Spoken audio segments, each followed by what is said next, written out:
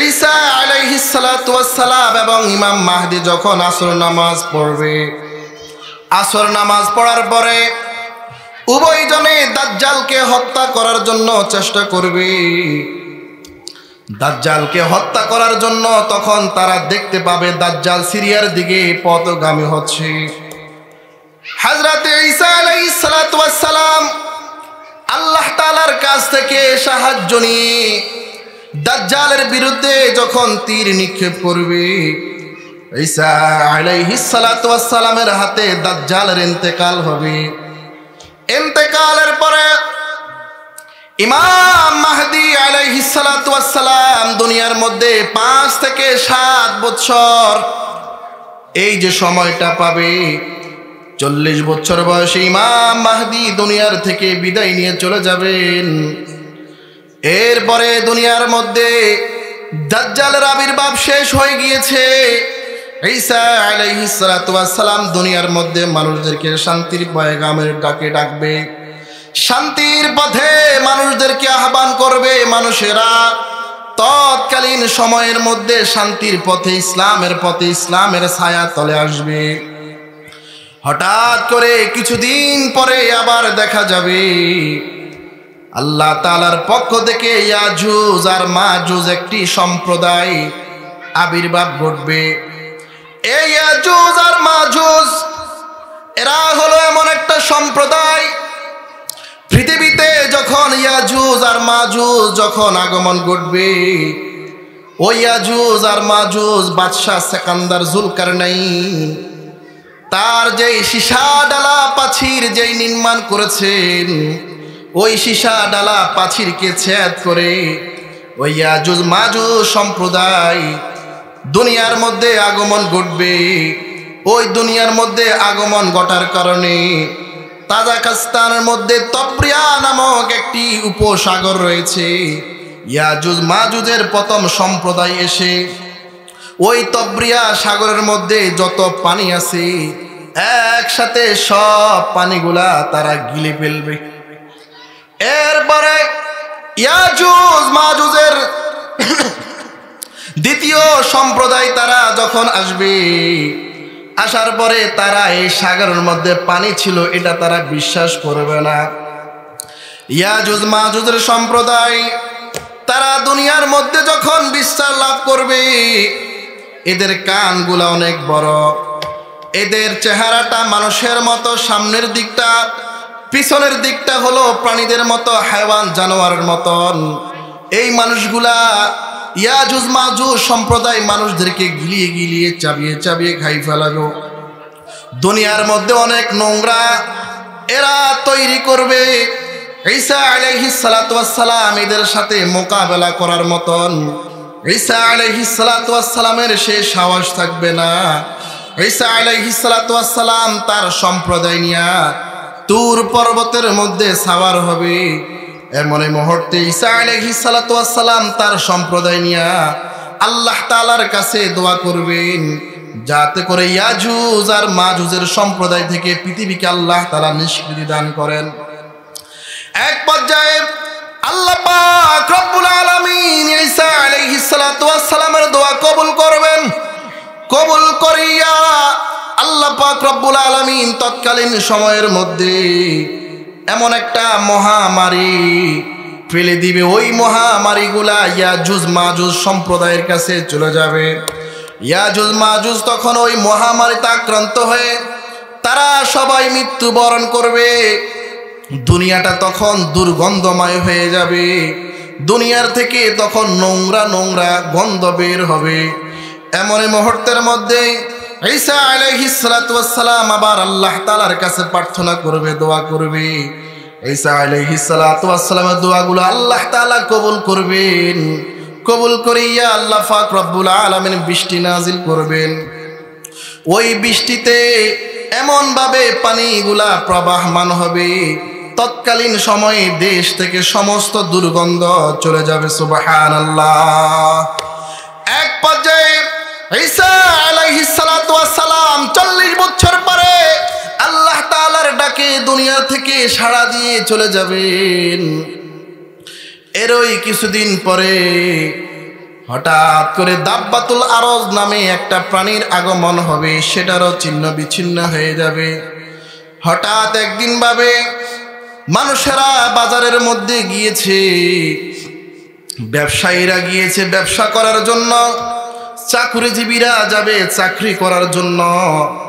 ওই দিক থেকে দুধ দহনকারী ব্যক্তি তার গাভী থেকে দুধ দুইতে আসে, মা তার বাচ্চাটাকে দুধ পান করাইব, আর মানুষেরা ক্ষেত খামারের মধ্যে নিজেদের কাজের মধ্যে লেগে যাবে। ওই দিক দিয়া মানুষেরা দোকানপাট খুলবে। মুহররমের 10 তারিখ শুক্রবার দিনটা এই ঘটনাটা হঠাৎ করে সকালবেলা সূর্য পূর্ব দিকে আর উঠবে না, পশ্চিম দিকে হালকা হালকা ভাবে সূর্যটা উদিত হবে। আর সকালবেলা থেকে আস্তে আস্তে আস্তে আস্তে কি যেন একটা বাঁশির সুর দেখা যায়। এই বাঁশির সুরটা সকালবেলা থেকে আস্তে আস্তে ক্রমান্বয়ে একটু বাড়তে থাকবে। সকাল 9টা যখন বাজবে, মানুষেরা তখন একে অপরকে জিজ্ঞাসা করবে, কিরে ভাই, সকাল থেকে একটা বাঁশির আওয়াজ আমরা পাচ্ছি, এই আওয়াজটা কোত্থেকে আসে? সকালবেলা যেমন আওয়াজটা পেয়েছি, হালকা আস্তে আস্তে আওয়াজটা হয়েছে, কিন্তু দেখা গেল এখন ক্রমান্বয়ে আওয়াজটা হালকা হালকা বাইর হইতেছে। বাড়ির মানুষেরা, গ্রামের মানুষগুলা এই কথা একে অপরের সাথে আলাপ করবে। এক পর্যায়ে মানুষেরা জিজ্ঞাসা করবে, চৌমুহানি বাজারের মধ্যে একটু ফোন লাগা, দেখতো জিজ্ঞাসা কর চৌমুহানি বাজারে আওয়াজটা পাওয়া যায় কিনা। মানুষেরা তখন চৌমুহানি বাজারের মধ্যে ফোন করবে। চৌমুহানি বাজারের মানুষেরা বলবে, সকাল থেকে তো এই আওয়াজটা আমরাও পাইতে আছি। চৌমুহানি বাজারের মানুষগুলো যখন বলবে, এরপরে জিজ্ঞাসা করবে ঢাকাতে, রাজধানীতে ফোন লাগা, তারা এই আওয়াজটা পায় কিনা জিজ্ঞাসা কর। ঢাকাতে যখন ফোন দিবে, তারাও একই উত্তর দিবে, সকালবেলা থেকে তো এই আওয়াজটা বাঁশির আওয়াজটা পাইতে আসি। কিন্তু সমস্যা হলো বাঁশির আওয়াজটা ক্রমান্বয়ে বাড়তে আছে, কমতির কোনো আওয়াজ নাই। কি হয়েছে আজকে, কি হয়েছে? এবার বলবে সৌদি আরবে একটা ফোন লাগা, বিদেশে একটা ফোন কর, সেই দেশে এই বাঁশির আওয়াজটা পাওয়া যায় কিনা। মানুষেরা তখন সৌদি আরবে ফোন করবে, আর ওই দেশ থেকে তারাও বলবে, হ্যাঁ আজকে তো আমরা সকাল থেকে বাঁশির আওয়াজটা আমরা পাইতে আসি।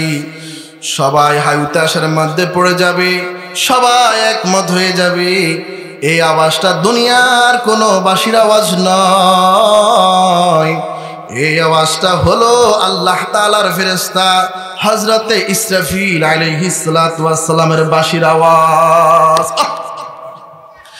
ইসরাফিল আলাইহিস সালাতু ওয়াস সালাম কেমন বড়, তার বাঁশিটা কেমন বড়। মেরাজের রাত্রিতে আল্লাহ রাসূল সাল্লাল্লাহু আলাইহি ওয়াসাল্লাম 7 আসমান অতিক্রম করে সিদরাতুল মুনতাহা অতিক্রম করে হযরতে জিবরাইল আলাইহিস সালাতু ওয়াস সালামের সদর দফতরে আল্লাহ পাক রব্বুল আলামিনের পয়গম্বর মেহমান হয়েছে। জিবরাইল আলাইহিস সালাতু ওয়াস সালাম যেই জায়গার মধ্যে থাকে, ওই জায়গার মধ্যে মেরাজের রাত্রিতে আল্লাহ রাসূল সাল্লাল্লাহু আলাইহি ওয়াসাল্লাম আগমন করেছেন।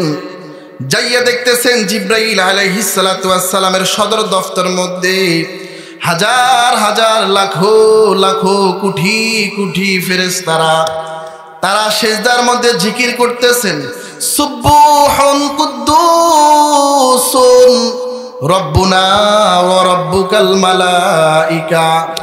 এই কথা বলে বলে তারা জিকির করতে আছেন। এরপরে আল্লাহ পাক রব্বুল আলামিনের পয়গম্বর জিবরাইলের সদর দপ্তর দেখার পরে হযরতে মিকাইল আলাইহিস সালাতু ওয়াস সালামের সদর দপ্তর দেখার জন্য গিয়েছে। যাইয়া দেখতেছেন হযরতে মিকাইল আলাইহিস সালাতু ওয়াস সালাম তার সদর দপ্তরের মধ্যে বসে আছে, আর কোন দিন কোন দেশে কোন গ্রামে কোন জেলাতে বৃষ্টি হবে সেইগুলা তিনি লিপিবদ্ধ করতে আছেন। এরপরে হযরত আজরাইল আলাইহিস সালাতু ওয়াস সালামের সদর দপ্তরে আল্লাহর নবী আগমন করেছেন। যাইয়া দেখতেছেন আজরাইল আলাইহিস সালাতু ওয়াস সালাম বিশাল বড় একটা বড়ই গাছের পাশে আছে। তার সদর দপ্তরের পাশে বিশাল বড় একটা বড়ই গাছ আছে। বড়ই গাছ, ওই বড়ই গাছের হাজার হাজার লাখো লাখো কোটি কোটি পাতা। হযরতে আজরাইল আলাইহিস সালাতু ওয়াস সালাম বয়ান করছেন, ইয়া রাসূলুল্লাহ, এই যে বড়ই গাছটা দেখতে আছেন, দুনিয়ার মধ্যে যেই মানুষটার মৃত্যু হবে তার মৃত্যুর 40 দিন আগে হঠাৎ করে এই বড়ই গাছের পাতাটা শুকনা হয়ে যায়। শুকনা হয়ে গেলে 40 দিন পরে ওই ব্যক্তির মৃত্যু হবে দুনিয়াতে, এটা আমি বুঝতে পারি। আর এই পাতার মধ্যে কোন ব্যক্তির মৃত্যু হবে, সে কোন দেশে বসবাস করে, কোন জেলাতে, কোন গ্রামে বসবাস করে, আল্লাহ পাক রব্বুল আলামিন ওই পাতার মধ্যে সব ঠিকানা লিখে দেয়। আল্লাহ পাক রব্বুল আলামিন আমাকে এই কাজের মধ্যে নিযুক্ত করে রেখেছেন, এই জন্য আমি এই কাজের মধ্যে লিপ্ত আছি। 4 নম্বরে হযরত ইসরাফিল আলাইহিস সালাতু ওয়াস সালামের সদর দপ্তরে আল্লাহ তাআলার পয়গম্বর জনাবে রাসূলুল্লাহ সাল্লাল্লাহু আলাইহি ওয়াসাল্লাম যখন গিয়েছেন, যাওয়ার পরে দেখতে পাচ্ছেন হযরতে ইসরাফিল আলাইহিস সালাতু ওয়াস সালাম আল্লাহ তাআলার রাসূলের সাথে কথা বলাতে এত সময় দেন নাই। ইসরাফিল আলাইহিস সালাতু ওয়াস সালাম রাসূল করিম সাল্লাল্লাহু আলাইহি ওয়াসাল্লামকে বলেছেন, ইয়া রাসূলুল্লাহ, এই যে আমি সিংহা নিয়ে দাঁড়িয়ে আছি, আপনার সাথে আমার কথা বলার এত সময় নাই, না জানি আল্লাহ পাক রব্বুল আলামিন আমাকে কখন অর্ডার করে আর সিংহাটা ফুৎকার দিতে হয়। ওই সিংহার মধ্যে আল্লাহ পাক রব্বুল আলামিন এত ছিদ্র, হাজার হাজার লাখো লাখো কোটি কোটি ছিদ্র দিয়েছেন। মুফাসসির কেরাম ব্যাখ্যা করেছেন, তাফসিরে মাজহারের মধ্যে আল্লামা কাজী সানাউল্লাহ ফায়নাবতী রাহিমাহুল্লাহ তিনি উল্লেখ করেছেন যে প্রত্যেকটা মানুষের জন্য একটা একটা ছিদ্র আছে। ওই ছিদ্র দিয়া ইসরাফিল আলাইহিস সালাতু ওয়াস সালাম তখন বাঁশির আওয়াজ দিবে। দুনিয়ার মধ্যে যখন ইসরাফিল আলাইহিস সালাতু ওয়াস সালাম বাঁশির আওয়াজটা যখন শুরু করবে, মানুষেরা বলা বলি করবে, কিরে আজকে কি হয়েছে, এরকম বাঁশির আওয়াজ কোত্থেকে আসে, এরে তাড়াতাড়ি একটু মসজিদের দিকে যা, এরে একটু ওযু করিয়া নফল নামাজ পড়ার জন্য চা। কিন্তু ওই সময় মানুষেরা নামাজ পড়ার জন্য চাইবে, ঈমান আমল মজবুত করার জন্য চাইবে, আল্লাহ পাক রব্বুল আলামিন তখন আর কিন্তু সুযোগ দিবে না। এই বাঁশির আওয়াজটা এমন কম্পনে প্রকম্পিত হবে, এই বাঁশির আওয়াজটা শোনা মাত্র মানুষগুলো পূর্ব থেকে হাঁকিয়ে হাঁকিয়ে হাঁকিয়ে হাঁকিয়ে পশ্চিমের দিকে যেতে থাকবে। পশ্চিমের দিকে যাওয়া মাত্র মানুষগুলা জমির মধ্যে পড়ে যাবে। আল্লাহ পাক রব্বুল আলামিন জানিয়ে দেন, ইয়া আইয়ুহান নাসু তাকু রাব্বাকুম ইন্না জালজালাতাস সাআতি শাইউন আযীম। ও দুনিয়ার মানুষেরা, তোমাদের প্রভুকে তোমরা ভয় করো। তোমরা জানো নি কিয়ামতের কম্পন বড় ভয়ানক। ইজা জুলজিলাতিল আরদু জিলজালাহা ওয়া আখরাজাতিল আরদু আসকালাহা ওয়া ক্বালাল ইনসানু মা লাহা ইয়াওমাইযিন তুহাদ্দিসু আখবারাহা বিআন্না রাব্বাকা আওহা লাহা। আল্লাহ পাক রব্বুল আলামিন জানিয়ে দেন, ইজা জুলজিলাতিল আরদু জিলজালাহা, যখন জমিন কম্পনে প্রকম্পিত হয়ে যাবে, ওয়া আখরাজাতিল আরদু আসকালাহা, জমিনের ভিতরে যাহা আছে সব কিছু জমিন সেদিন বের করে দিবে। ওয়া ক্বালাল ইনসানু মা লাহা, মানুষেরা সেদিন বলতে থাকবে, আহারে আজকে কি হয়েছে, কেন যে এমন হইতেছে, পৃথিবীতে তো আমরা আর দেখি নাই। আল কারিয়াতু মাল কারিয়া ওয়া মা আদরাকা মাল কারিয়া। এমন খটখট আওয়াজ, মাল কারিয়া, জানোনি এ আওয়াজ কি? ওয়ামা আদরাকা মাল কারিয়া, এ আওয়াজ সম্পর্কে তোমরা জানোনি? আল কারিয়াতু মাল কারিয়া ওয়ামা আদরাকা মাল কারিয়া ইয়াউমা ইয়াকুনুন নাসু কাল ফারাশিল মাবসুস ওয়া তাকুনুল জিবালু কাল ইহনিল মানফুশ। ওই দিন ইসরাফিলের সিংহার আওয়াজে পাহাড়গুলা উত্তাল হয়ে যাবে, পাহাড়গুলা ধ্বনির মতন পশমের মতন উঠতে থাকবে। আল্লাহ পাক রব্বুল আলামিন কয়, ইজাস সামাউ ফাতারাত ওয়া ইজাল কাওয়াকিবু তাসারাত ওয়া ইজাল বিহারু ফুজ্জিরাত। ওই দিন ইসরাফিলের আওয়াজে, ইসরাফিলের বাঁশির আওয়াজে আসমানটা টুকরো টুকরো হয়ে জমিনের মধ্যে পড়ে যাবে। ওয়াইজাল কাওয়াকিবু তাসারাত, আর যেই তারকাগুলা আছে তারকাগুলা আকাশ থেকে খসে খসে জমিনে পড়ে যাবে। ইজা শামসু কুবিরাত, ইজা শামসু কুবিরাত, যখন সূর্যটা আলোক শূন্য হয়ে যাবে সেদিন আর সূর্য আলো দিবে না। মানুষেরা যখন ইসরাফিল আলাইহিস সালাতু ওয়াস সালামের বাঁশির আওয়াজে মানুষগুলা পূর্ব থেকে হাঁকিয়ে হাঁকিয়ে পশ্চিম দিকে চলে যাবে, যাওয়া মাত্র মানুষগুলা জমিনের মধ্যে পড়ে যাবে। জমিনের মধ্যে পড়ে যাওয়ার পরে আল্লাহ পাক রব্বুল আলামিন আজরাইল আলাইহিস সালাতু ওয়াস সালামকে বলবে, আজরাইল দুনিয়ার মধ্যে আর কে আছে একটু দেখ।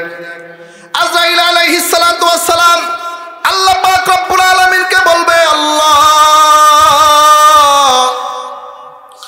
দুনিয়ার মধ্যে আর কোনো মানুষ নাই, তবে আছে আপনার আরশ বহনকারী 8 জন ফেরেশতা আছে, আর জিব্রাইল আছে, আমি আজরাইল আছি, মিকাইল আছে, ইসরাফিল আছে।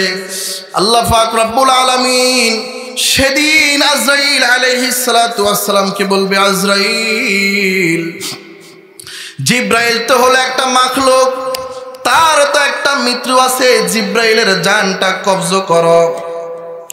এই কথা বলার সাথে সাথে আজরাইল আলাইহিস সালাতু ওয়াস সালাম জিব্রাইল আলাইহিস সালাতু ওয়াস সালামের জানটা কবজ করে নেবে। এরপরে বলবে, আর কে আছে? আজরাইল বলবে, রব্বুল আলামিন 8 জন ফেরেশতা আছে, আরশ বহনকারী ফেরেশতা, মিকাইল আছে, ইসরাফিল আছে, আমি আছি। আল্লাহ পাক রব্বুল আলামিন বলবে, আজরাইল মিকাইলের জানটা কবজ করে ফেলা। এবার আল্লাহ তাআলার আদেশ পাইয়া আজরাইল আলাইহিস সালাতু ওয়াস সালাম মিকাইলের জানটা কবজ করে নেবে। এরপরে আল্লাহ পাক রব্বুল আলামিন আবার জিজ্ঞাসা করবে, আর কে আছে? বলবে, ইসরাফিল আছে, আর আমি আছি, আর আরশ বহনকারী ফেরেশতারা আছে।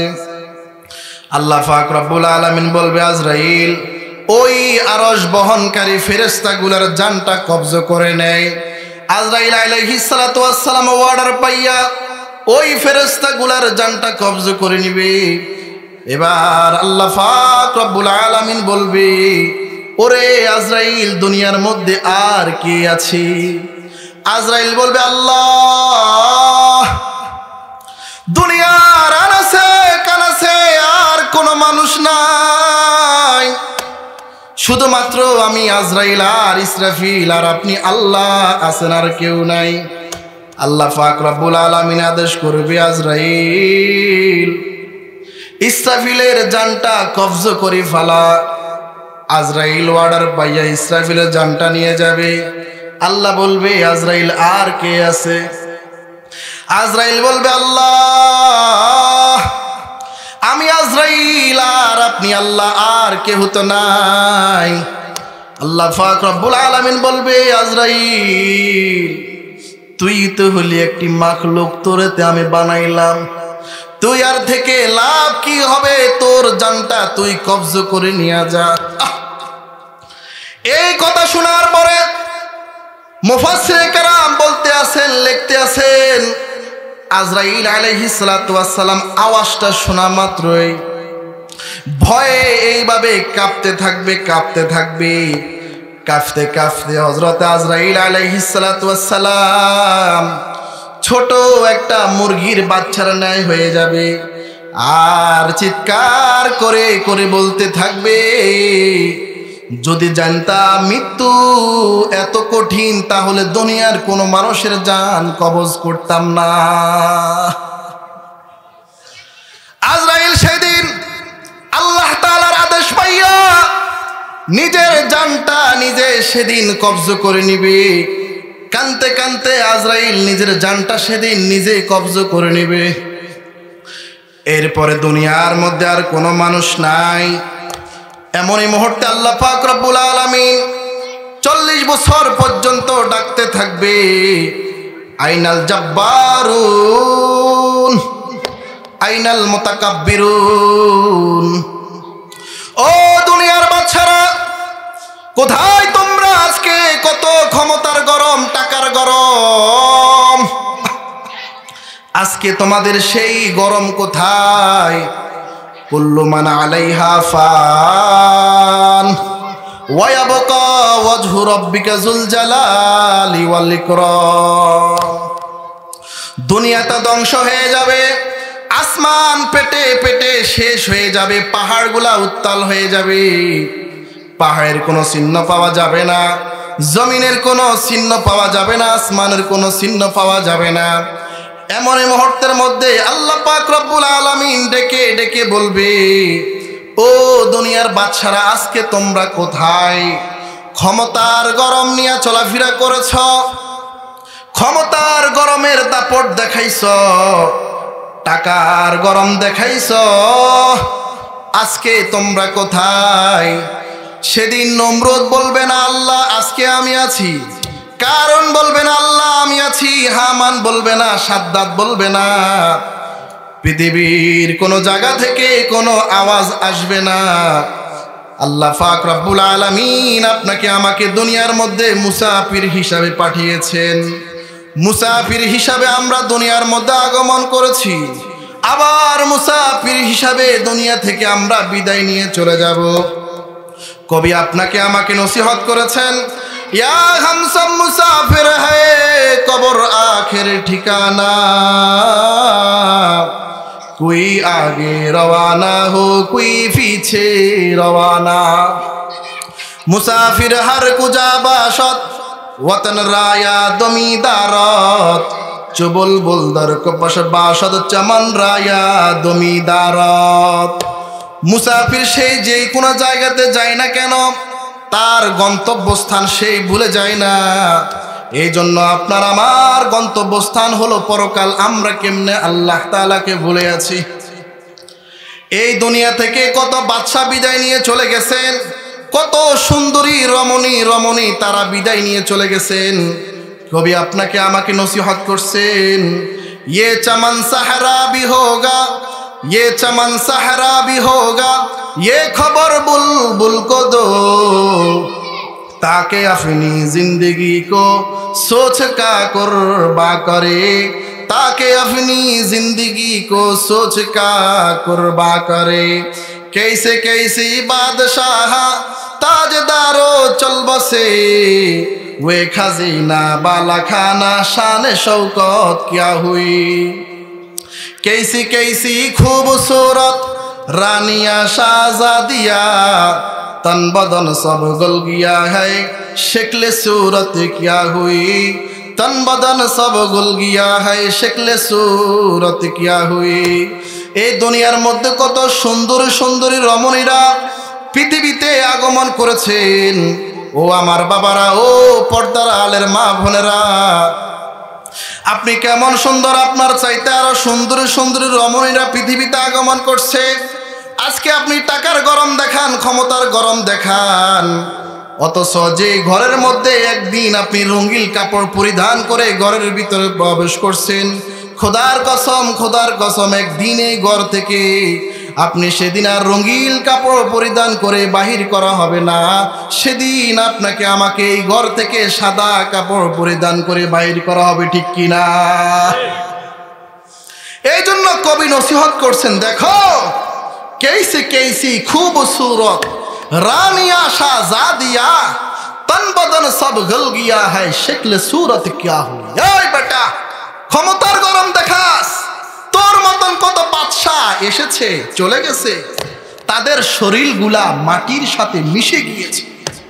তোর চাইতে বড় গাদ্দার ছিল ফেরাউন, তোর চাইতে বড় গাদ্দার ছিল হামান, তোর চাইতে বড় গাদ্দার ছিল নমরুদ। তারে তো আমি ক্ষমতা কম দিই নাই।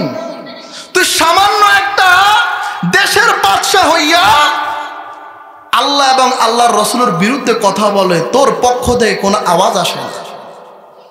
সামান্য একটু টাকার গরম পাইয়া তুই নামাজ পড়স না, রোজা রাখিস না, হক কথা তুই বলিস না।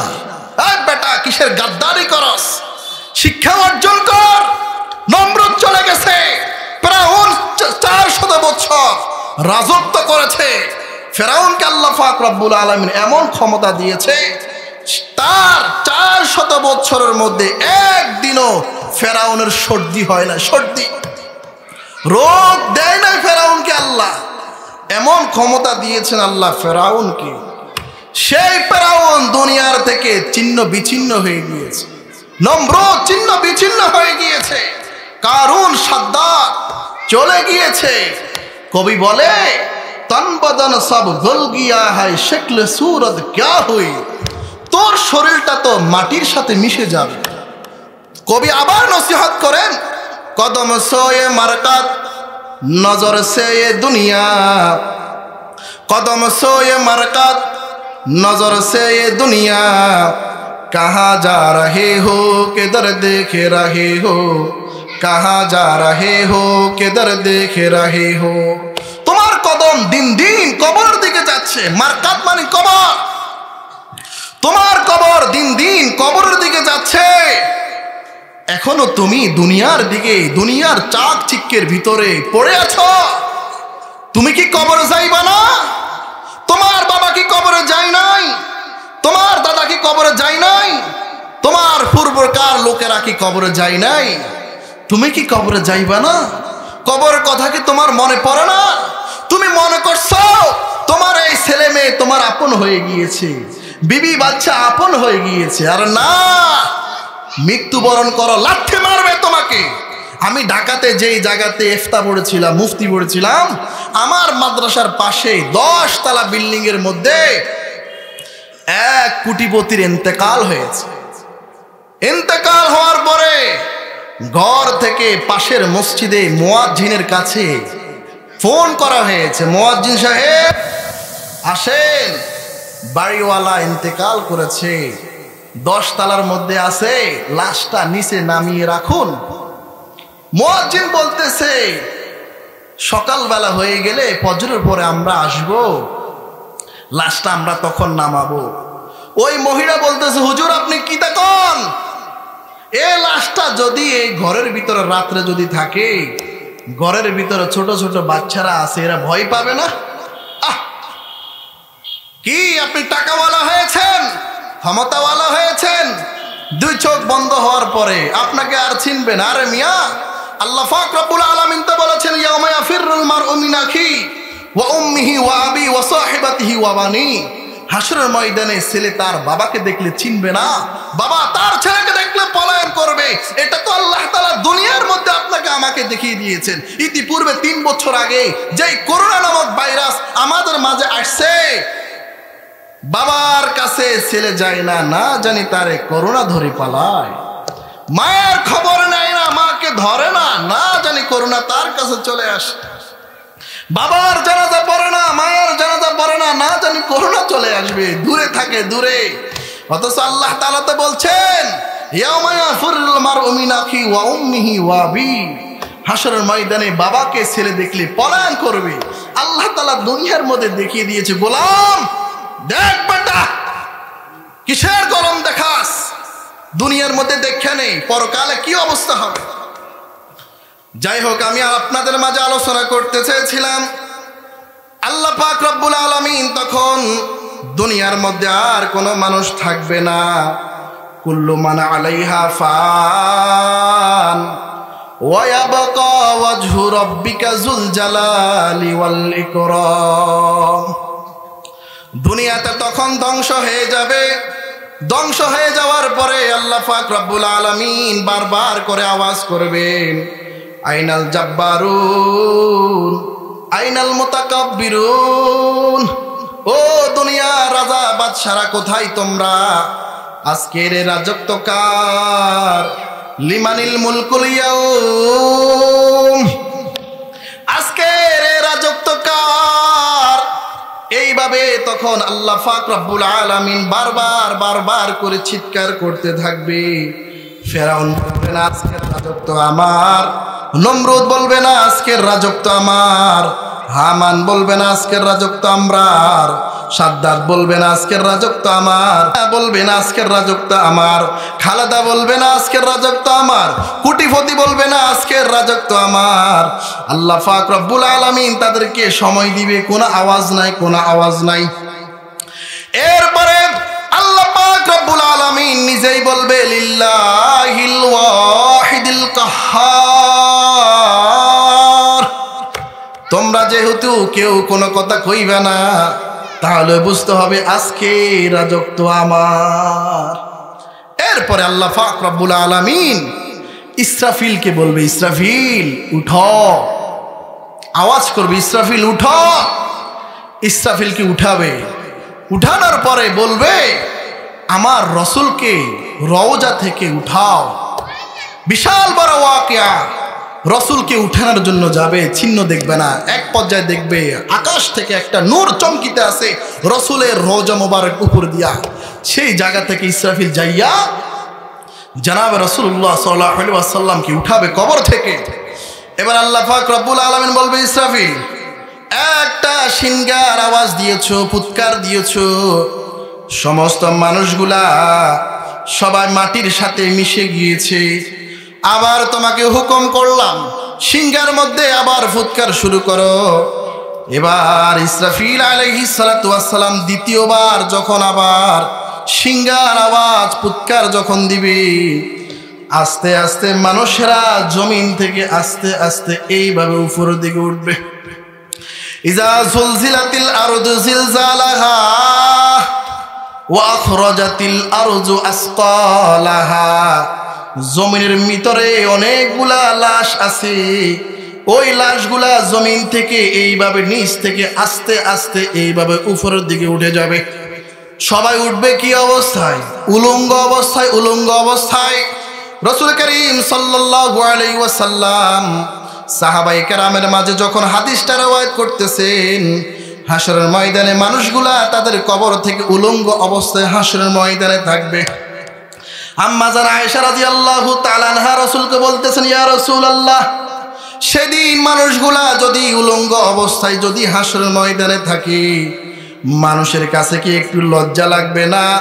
আল্লাহ রাসূল কয়, আয়েশা, সেদিন অবস্থাটা এমন হবে, এমন ভয়ানক হবে, কে কার পাশে আছে কারো কোনো খবর থাকবে না। তার মানে হাসরের ময়দানটা মানুষ যখন জমিন থেকে উঠে হাসরের ময়দানে যখন দাঁড়াবে, আল্লাহ তাআলার পক্ষ থেকে তখন সূর্যকে অর্ডার করা হবে। ওই সূর্য, বিজ্ঞানীদের থিওরি মতে পৃথিবী থেকে সূর্য 9,30,00,000 মাইল দূরে। এই 9,30,00,000 মাইল দূরে থাকার পরে সূর্য আপনাকে আমাকে যে আলো দেয়, যে পাওয়ার দেয়, আপনি আমি এই আলো এই পাওয়ার সহ্য করতে পারি না। আপনি আমি এই সূর্যের দিকে তাকাইতে পারি না। তাফসিরে রুহুল মানির মধ্যে আল্লামা আলুসি রহমতুল্লাহি আলাইহি ব্যাখ্যা করেছেন, এই সূর্যকে আল্লাহ পাক রব্বুল আলামিন যে পাওয়ারটা আছে, পাওয়ার সূর্যের 70,000 পাওয়ার, তার মধ্যে একটা পাওয়ারকে আল্লাহ পাক রব্বুল আলামিন দুনিয়ার মধ্যে দিয়েছেন। সূর্যের 2টা ফিট আছে, একটা হলো সামনের দিক, আর একটা হলো বুক, আর একটা হলো পিঠ। সূর্যের যেই বুকটা আছে, বুকের মধ্যে পাওয়ার বেশি, ফিডের মধ্যে পাওয়ার কম। আল্লাহ পাক রব্বুল আলামিন সূর্যের বুকটাকে জমিনের দিকে না দিয়া ফিটটাকে দিয়েছেন। ওই ফিটটাকে দেওয়ার পরে আবার 70,000 ফেরেশতাকে বলেছেন, ও ফেরেশতারা, ওর সূর্যের ফিডের মধ্যে তোমরা বরফ ছিটাইতে থাকো, বরফ ছিটাইতে থাকো। এই এত পাওয়ার, সামান্য কদ্দুর পাওয়ার, অল্প কিছু পাওয়ার আল্লাহ পাক রব্বুল আলামিন দুনিয়ার দিকে দিয়েছেন। এরপরে মানুষেরা এই সূর্যের পাওয়ার সহ্য করতে পারে না। 1 মিনিট 2 মিনিট সূর্যের দিকে তাকাইতে পারে না। কিন্তু হাসরের ময়দানে আল্লাহ পাক রব্বুল আলামিন তখন সূর্যকে 9 কোটি 30 লক্ষ মাইল দূরে আর রাখবে না। ওই সূর্যটাকে আল্লাহ পাক রব্বুল আলামিন সেদিন আপনার আমার মাথার 1 হাত 1 বিঘত উপরে রাখবে। রাখার পরে আল্লাহ পাক রব্বুল আলামিন বলবে, সূর্য তোর ভিতরে আমি যত পাওয়ার দিয়েছি সব পাওয়ার গুলা তুই আজকে ছেড়ে দে। ওই দিন সূর্য তার পাওয়ার গুলা ছেড়ে দিবে। জমিনটা তখন তামার জমিন হয়ে যাবে, তামার জমিন। তাফসিরে রুহুল মানের মধ্যে আল্লামা আলুসি রহমতুল্লাহি আলাইহি বলেছেন, জমিটা তামার জমিন কেন হবে? কয় যে সূর্যের পাওয়ার যদি মাটির মধ্যে পড়ে তখন মাটি গরম হতে একটু সময় লাগে, কিন্তু তামার জমিন এমন একটা ভয়ানক জমিন, মাটির মধ্যে গরম পড়লে সেটা গরম হতে একটু সময় লাগে, যাইতে কিন্তু সময় লাগে না। কিন্তু তামাটা তার বিপরীত, তামার মধ্যে ফাওয়ার পড়ার সাথে সাথে গরম হয়ে যায়। ওই গরম যাইতে আর বেশি সময়, অনেক সময় লাগে। সূর্য তার পাওয়ার গুলো ছেড়ে দিবে, তামার জমিন নিচে উত্তপ্ত হয়ে যাবে। ওই দিক দিয়া মানুষের মাথার মগজগুলো টকবক টকবক করতে থাকবে। মানুষের গাম পড়তে পড়তে কারো হাঁটু পর্যন্ত হয়ে যাবে, কারো কোমর পর্যন্ত হয়ে যাবে, কারো বুক পর্যন্ত হয়ে যাবে। এই মুহূর্তে মানুষগুলা যখন আর সহ্য করতে পারবে না, সাথে সাথে মানুষগুলা দৌড়াদৌড়ি শুরু করবে। কার কাছে যাওয়া যায়, কার কাছে যাওয়া যায়? সবাই তখন চলে যাবে হযরত আদম আলাইহিস সালাতু ওয়াস সালামের কাছে। যাইয়া সবাই বলবে, আনতা আবুক, আপনি হলেন আমাদের বাবা। আজকে পাশপা ইলা রব্বিক, আমাদের জন্য আল্লাহ পাক রব্বুল আলামিনের কাছে সুপারিশ করেন। হযরত আদম আলাইহিস সালাতু ওয়াস সালাম বলবেন, ও মানুষেরা, আমার কাছে কেন আসছো? আজকে সুপারিশ করার মতন আমার সেই মুখ নাই। আল্লাহ পাক রব্বুল আলামিন আমাকে জান্নাত দিয়েছে, জান্নাতে ওই ফলটা খাবার জন্য নিষেধ করেছে, আমি ভুলে খেয়ে ফেলেছি, আমার শরম লাগে, আল্লাহ তাআলার কাছে কিভাবে সুপারিশ করব? তোমরা আমার কাছ থেকে চলে যাও। মানুষেরা চলে যাবে হযরত নূহ আলাইহিস সালাতু ওয়াস সালামের কাছে। যাইয়া বলবে, ইয়া নূহ ফাশফা ইলা রাব্বিক, ও নূহ, আপনি আমাদের জন্য আল্লাহ পাক রব্বুল আলামিনের কাছে সুপারিশ করেন। হযরত নূহ আলাইহিস সালাতু ওয়াস সালাম বলবে, ও মানুষেরা, আমার কাছে কেন আইছো? দুনিয়ার মধ্যে আমি আমার উম্মতের জন্য বদদুয়া করেছিলাম, আল্লাহ তাআলার কাছে সুপারিশ করতে আমার শরম লাগে, চলে যাও। চলে যাবে মানুষেরা হযরত ইব্রাহিম আলাইহিস সালাতু ওয়াস সালামের কাছে। যাইয়া বলবে, আনতা খলিলুল্লাহ, ও ইব্রাহিম, আপনি হলেন আল্লাহ তাআলার খলিল, আল্লাহ তাআলার বন্ধু।